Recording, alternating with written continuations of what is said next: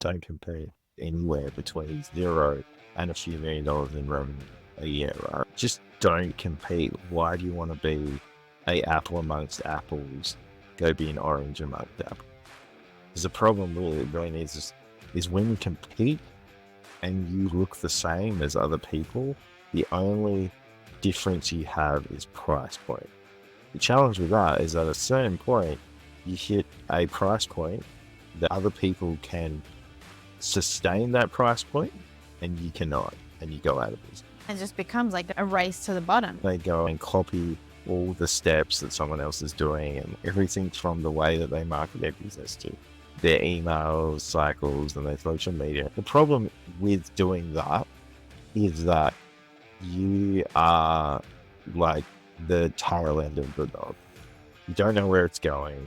You're just following along for the ride. And the problem is you don't actually get to see any of the testing of what worked, what doesn't work. You don't get your own customer base. You're not building loyalty at all because you're just copying everything. So they were like, okay, how do we do this?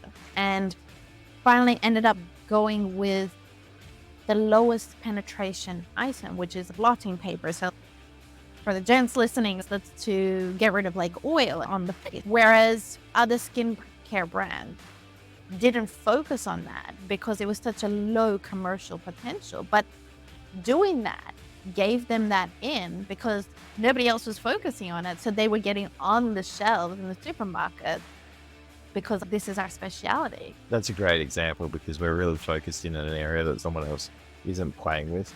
There are ways to position ourselves where you are the same. And it could be that I'm an accountant, but I'm an accountant for this kind of business with these kinds of people. But it starts from the top down. You've got to lead it from the top. And then each layer you have to communicate to the best of your ability and still the why.